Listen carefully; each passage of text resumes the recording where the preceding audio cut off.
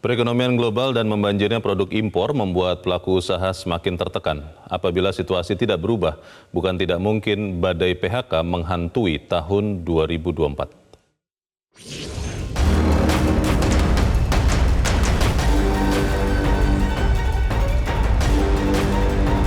Pandemi COVID-19 memang telah usai, namun bukan berarti situasi perekonomian sudah pulih sepenuhnya. Secara umum, tingkat pertumbuhan ekonomi Indonesia memang lebih tinggi dari negara-negara lain.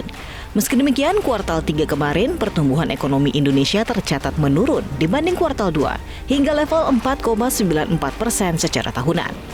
Sejumlah data menunjukkan beberapa sektor masih terseok-seok, bahkan ambruk di tahun ini.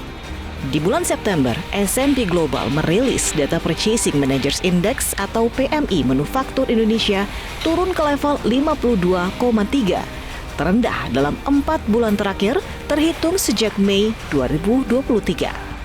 Data tersebut menunjukkan adanya perlambatan dalam permintaan ke sektor manufaktur yang bisa memicu penurunan profit dari suatu industri dan bisa berujung pada pemangkasan karyawan sebagai bentuk efisiensi finansial perusahaan. Secara keseluruhan, Kementerian Ketenagakerjaan Kemenaker mencatat sejak awal tahun hingga September, jumlah kasus pemutusan hubungan kerja atau PHK mencapai 42.277 orang. Jumlah ini pun ditengarai masih jauh dari kondisi sebenarnya karena Kemenaker hanya mencatat berdasarkan jumlah laporan yang masuk. Berdasarkan laporan Bloomberg, gelombang PHK tidak hanya melanda perusahaan-perusahaan kecil saja, tetapi juga merambah ke perusahaan besar.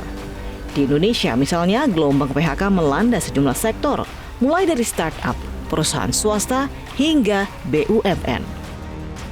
Apa penyebabnya? Perekonomian dunia yang juga mencatatkan perlambatan mau tidak mau berpengaruh pada perekonomian Indonesia.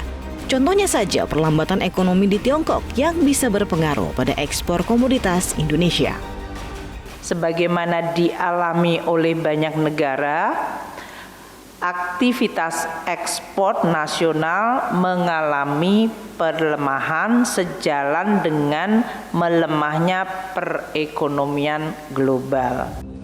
Tidak hanya perlambatan ekonomi dunia, kondisi makin diperparah dengan membanjirnya produk impor yang dijual dengan harga super murah, sehingga makin menghantam industri dalam negeri, khususnya sektor tekstil dan produk tekstil.